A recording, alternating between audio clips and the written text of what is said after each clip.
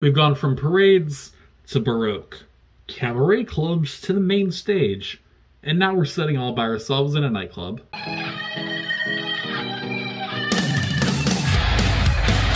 Welcome to A Brendon Does Music, where today we're looking at the newest studio album from Brendon Urie's basically his solo project, now Panic at the Disco, called Viva Las Vengeance. This is the third album to come after Dallin Weeks, the last actual member of the former band, left in 2017, turning Panic, into a once essentially labeled solo project, nowadays fully confirmed and presented solo endeavor, with Death of a Bachelor and Pray for the Wicked being the two most recent albums that sit as, again, solo efforts. Both were received well for different reasons, with the former feeling very thematic on levels that many compare to Pretty Odd or Vices, and the latter being a more expansive and mainstream effort that fully solidified Brendon Urie's idea and sort of like, I guess, intentions to make full-on mainstream music. There was a lot of exposure due to the widespread success of tracks like High Hopes and Hey Look Ma I Made It that really solidified that Brendon was full-on into this and kind of crushed the dreams of anybody hoping for more of a emo or scene derivative album. A lot of fans from original to midway through the band's career and on saw Pray for the Wicked as a sort of bastardization of Panic's image, and to a certain degree, I can see the argument. A band that once wrote expansive work open to interpretation outside of its main ideas that were already out there and interesting among a pack of other acts in the scene making relatively the same music, now boiled down to what seemed like a Billboard chart chaser project, and that's sure to raise the ire of a lot of fans, myself included. There are songs that I enjoy from that album, and especially Death of a Bachelor, but there is a very clear disconnect and change from the 2016 release to even 2013's release, the last true band outing, Too Weird to Live, Far Too Weird to Die. That album already saw a lot of the imaginative elements stripped away from more of a subdued pop rock or ballad level setting, which wasn't inherently bad, but once again, was a great deal of change for the project's history as it stood at the time. This is a review I'm quite passionate about for a number of reasons, really. One of those being the fact that I'm a longtime fan of the band, coming in just before the release of Vices and Virtues, and I've more or less seen the shift from what was once a band that seemed on top of their respective scene to sort of middle ground, big time, small time project, and now to where it stands solely as just a Brendon Urie pop entity. This trajectory, journey, and story is further delved into here on Viva Las Vengeance, an album that tries to tell the story of burnout, loss of a fire once blazing, and unintentionally, it's a dive, or tries to be a dive into quality and familiarity. To a certain degree, this album shows the strongest case for the question every fan seemed to ask in the lead-up. Is this the downfall of Panic at the Disco? Let's talk about the biggest elephant in the room and the one that can't be ignored and will actually help me smoothly move from talking point to talking point.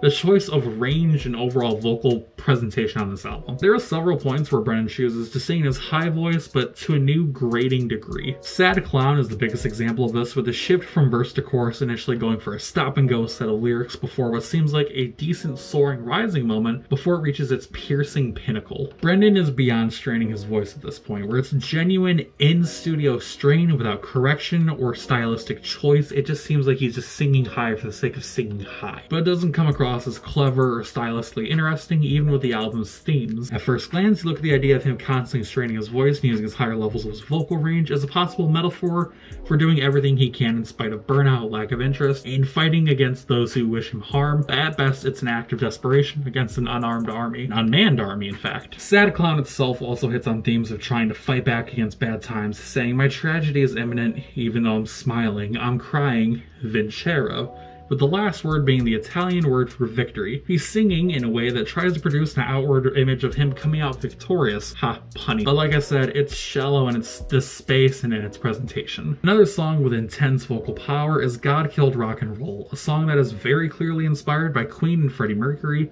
from the song structure and melodies present to just the overall presentation vocally and lyrically. For the majority of the song, it's honestly a decent crooning piece that could fit alongside like Golden Days in terms of emotion being communicated through a relatively normal presentation, and even the pre-chorus sits in a pretty enjoyable space. But the chorus completely kills things, from sound to even lyricism. The song is presented as an overall dreamy affair, every bit of it, and then a sudden faux explosion in the chorus shifts demeanor and emotion for the sake of trying to sound big and commanding, once again in a shallow attempt to seemingly inject some level of epic musical scenery. This turns the song from a genuinely enjoyable, low-key track into one that feels like it's just trying to force its way into being memorable, again, being a Billboard chart chaser, which is something that happens more than once on this album. It gets pretty bad, even as bad as this. Look at Star Spangled Banner, even just the title, to get a feel of the cockiness in Brendon Urie's head that's not being accomplished with the sort of gusto and flair that he did back on Death of a Bachelor or Pray for the Wicked. The first two lines are interesting, at least, using different types of guitars as talking points, but the song quickly turns into a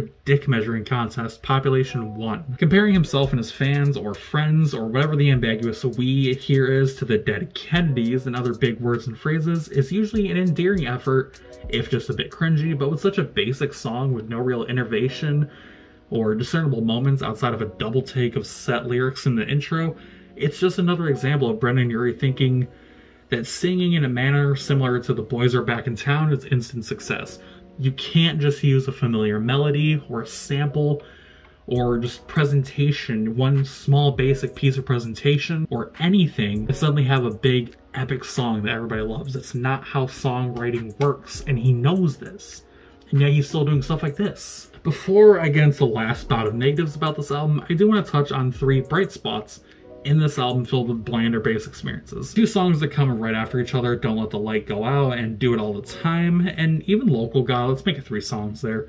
They're all 3 seeing a more subdued vocal approach outside of the chorus of the first song. And I will note that seeing Brendon performing the song live, he seems to be able to sing it in a much more steady tone than presents it here on the album, which begs the question, once again, why do the strained vocals? It's not doing anything for you besides making you sound like you're just trying to go, for the sake of doing it. Does that strained approach really pay off the way it seems to be intended? The answer is no, and the chorus is dulled down by the high pitch, but it doesn't completely destroy the song, as it stands as a relatively enjoyable mid-level emotional piece, with it standing as perhaps the strongest lyrical song on the album in terms of concepts, stories, and the execution of the themes presented here. It's trying, at least. From revealing the presence of roses in the place of wishes of love and courage, to repeated focus on fighting and clawing for a positive outcome in a negative situation, this song honestly should have been the lead single instead of the very bland and very simple title track. Now let's talk about Local God. It's a song that, even though it's ripe with spite and bitterness,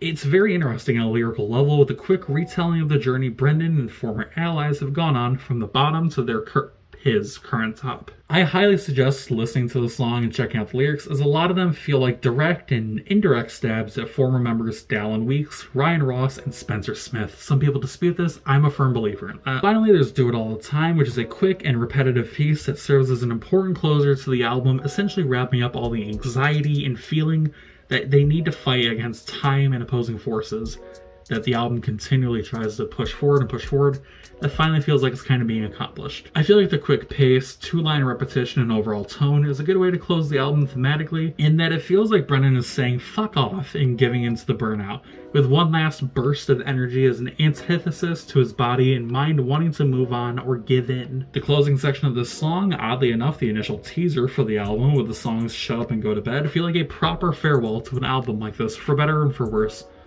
I'll say for worse. Viva Lost Vengeance, once again, for better and for worse, as Brendon Urie finally fully taking on this persona of a lead man all by himself. You can argue that happened with Death of a Bachelor or Pray for the Wicked, but those still had, even if minor, even if only for 1 or 2 songs, semblance to Panic at the Disco, instead of this basically being Brendon Urie presents Viva Lost Vengeance. This is a completely separate identity from what the project used to be, and while there are still some moments that show the strength that can be found in this state from Brendon Urie, a lot of it is worse off. The songs feel artificial. There's no feeling in a lot of them. There's the pure purpose seemingly just sounds like it's trying to be big for the sake of being a big radio hit to try and rake in more money. That's all it seems like. And a lot of the attempts at making those songs sound big and grand, just being singing in a higher register, it does not pay off. With 3 standouts among 12 whole songs, it's just a song it's an album that's snuffed out by its biggest failures here. All of these reasons are just the overall fact that Panic at the Disco is now a bastardization of its own old self, gives this album a score of 5.6 out of 10. And that's the review. Let me know what you guys think down in the comment section below. Do you still listen to what's currently being called Panic at the Disco? Did you fall off? Let me know what you think down in the comment section below of this album and of the review. Hope you're having a good day. Hope you're staying hydrated. I'll see you next time.